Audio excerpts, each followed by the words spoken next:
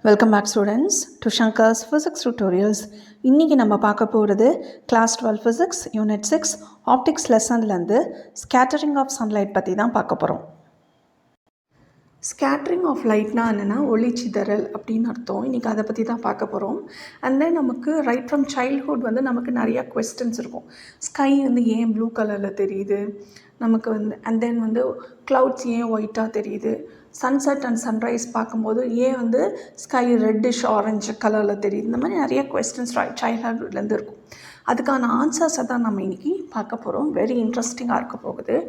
So sunlight it has to travel a longer distance and then earth atmosphere-குள்ளே enter ஆகுது. அட்மாஸ்ஃபியரில் என்னென்ன இருக்குதுன்னு பார்த்தீங்கன்னா நிறையா dust particles, water droplets and then gaseous molecules, அதாவது ப்ரெடாமினண்ட்டாக இருக்கக்கூடிய oxygen and nitrogen gas molecules and atoms, இதெல்லாம் தான் அட்மாஸ்ஃபியரில் இருக்க போகுது. இந்த பார்ட்டிகல்ஸ் என்ன பண்ணுன்னா இந்த இன்சிடெண்ட்டான லைட்டோட டைரக்ஷனை சேஞ்ச் பண்ணுதுங்கிறாங்க. அதுதான் ஸ்கேட்டரிங் ஆஃப் லைட் அப்படிங்கிறாங்க. இப்போ நம்ம பார்க்க போகிறது ரிலேக் ஸ்கேட்டரிங்னா என்னென்னு பார்க்கலாம். இப்போது இதுதான் சன். நிறையா அட்மாஸ்ஃபியரில் நிறைய gaseous molecules, dust particles, water droplets இந்த மாதிரி வேரியிங் சைஸஸில் இருக்க போகுது. இப்போ நம்ம சைஸ் ஆஃப் த பார்ட்டிகல்ஸும் இன்சிடெண்ட்டாக்கூடிய லைட்டோட வேவ்லென்த்தும் வச்சுட்டு நம்ம ரிலேக் ஸ்கேட்டரிங்னா என்ன அப்படின்னு பார்க்க போகிறோம். ஸோ சன்லேருந்து லைட் இன்சிடெண்ட் ஆகுது. இப்போ அந்த இன்சிடெண்ட் ஆன பார்ட்டிகளோட சைஸை ஏன் நம்ம எடுத்துக்கிறோம். இந்த size it is very very small அப்படிங்கிறாங்க when compared to the wavelength of the light.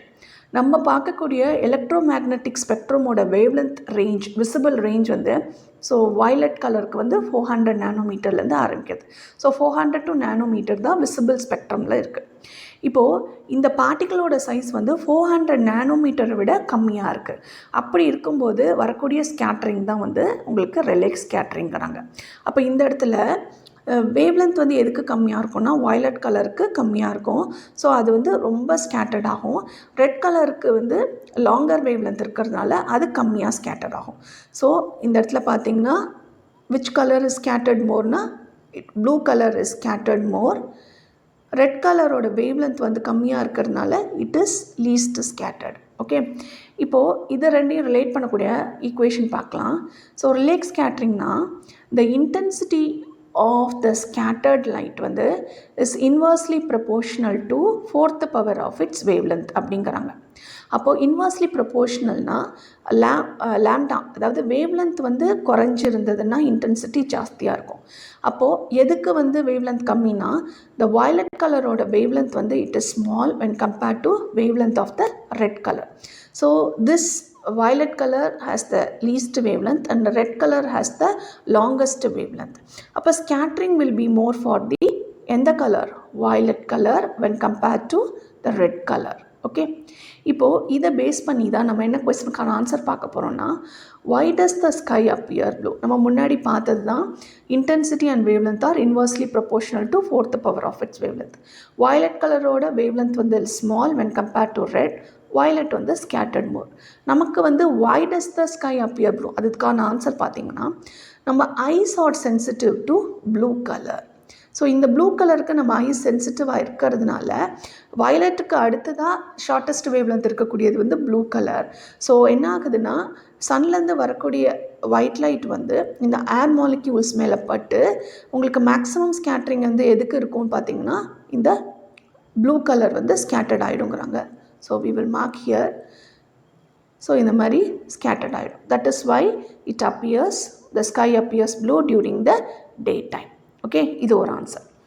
இன்னொன்று பார்க்க போகிறது why does the sky appear reddish during sunset and sunrise. இப்போ சன்செட் அண்ட் சன்ரைஸில் பார்த்திங்கன்னா உங்களுக்கு நம்ம இங்கேருந்து சன் பார்க்கும்போது it is at the longer distance. ஏன்னா டியூரிங் த டே டைம் ரஃப்லி the distance between the observer and the sun கம்மியாக இருக்கும். தட் இஸ் நூன் டைத்தெல்லாம் ஜஸ்ட் அபவ் த ஹெட் நமக்கு சன் இருக்கும். அப்போ distance between the sun and the observer it is less.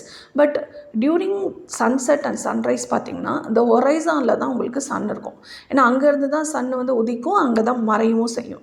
ஹொரைசான்ங்கிறது என்னென்னா ஸ்கையும் சீயும் meet ஆகிற இடம் தான் ஹொரைசான் அப்படின்னு சொல்லுவோம்.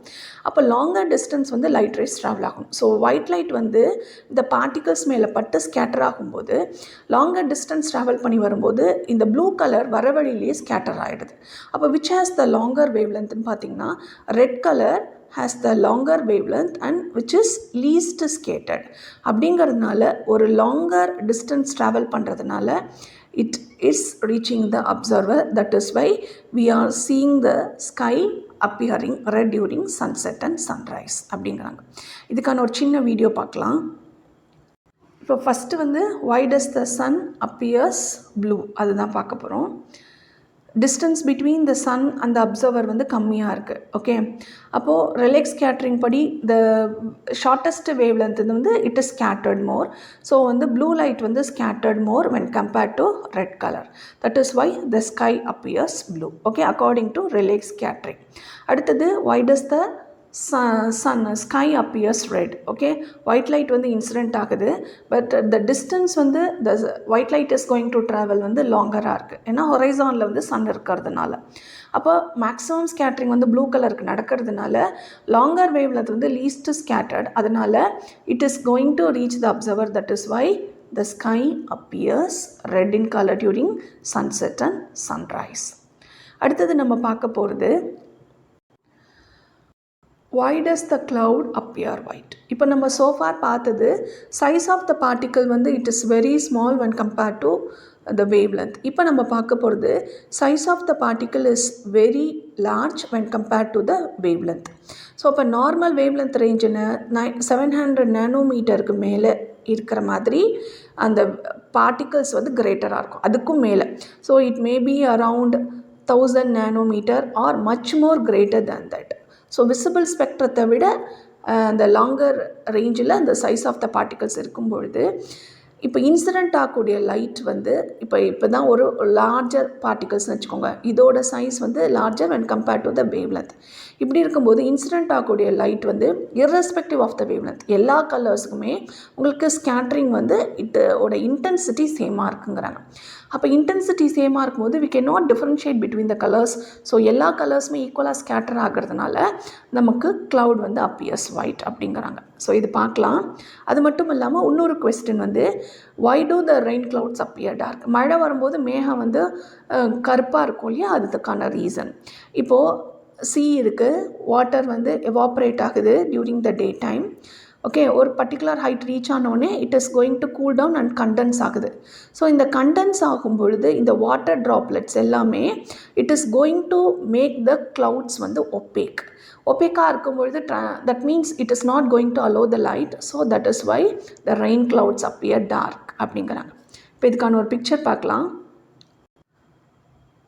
இப்போ நம்ம பார்க்க போகிறது why does the cloud appear white? Okay, white clouds இருக்குது. சன்லேருந்து வரக்கூடிய ஒயிட் லைட் வந்து it is going to incident on the clouds. Okay, இப்போ நம்ம என்ன பார்த்தோம், the cloud it is made up of dust particles and water molecules.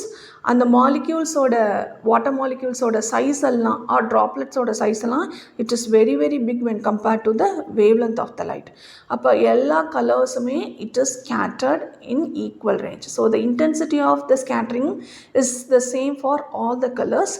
That is why the cloud appears white. ஓகேவா? இப்போ அடுத்தது நம்ம பார்க்க போகிறது what happens if the earth has no atmosphere? Very interesting question. இப்போது அட்மாஸ்ஃபியர் இல்லைன்னா எந்த atmospheric பார்ட்டிகல்ஸும் இருக்காது. அப்போது no scattering is going to take place. அப்போ ஸ்கேட்டரிங் நடக்காத போது உங்களுக்கு என்ன ஆகும், இப்போ நம்ம சோஃபார் பார்த்தது எல்லாமே ஒரு இல்யூஷன் தான். எந்த கலர் வந்து லீஸ்ட் ஸ்கேட்ரிங், எந்த கலருக்கு வந்து மேக்ஸிமம் ஸ்கேட்ரிங் இருக்குது, இதெல்லாம் தான் பார்த்தோம். இப்போ அட்மாஸ்ஃபரிக் பார்ட்டிகல்ஸே இல்லாத போது ஸ்கேட்ரிங்கும் நடக்காது. அப்போது நமக்கு ஸ்கை வந்து அப்பியர்ஸ் டார்க் அப்படிங்கிறாங்க. ஸ்கை டார்க் ஆர் பிளாக் அப்படின்னு சொல்லலாம். The same is the case astronauts எல்லாம் ஸ்பேஸில் இருந்து ஸ்கையை பார்க்கும் பொழுது அவங்களுக்கு இந்த ஸ்கை வந்து டார்க் ஆர் பிளாக் கலரில் இருக்குது. ஏன்னா ஸ்பேஸில் அட்மாஸ்ஃபியர் இல்லாதனால நோ ஸ்கேட்ரிங். அப்போது the sky is going to appear dark. But when they are able to see the sun, yes, அது வந்து ஒயிட் கலரில் தெரியும் அப்படிங்கிறாங்க. Okay, this is about scattering of light. Hope இந்த வீடியோ உங்களுக்கு இன்ட்ரெஸ்டிங்காக இருந்திருக்கும்னு நினைக்கிறேன். தேங்க்யூ ஃபார் வாட்சிங் this video. Keep supporting Shankar's physics tutorials.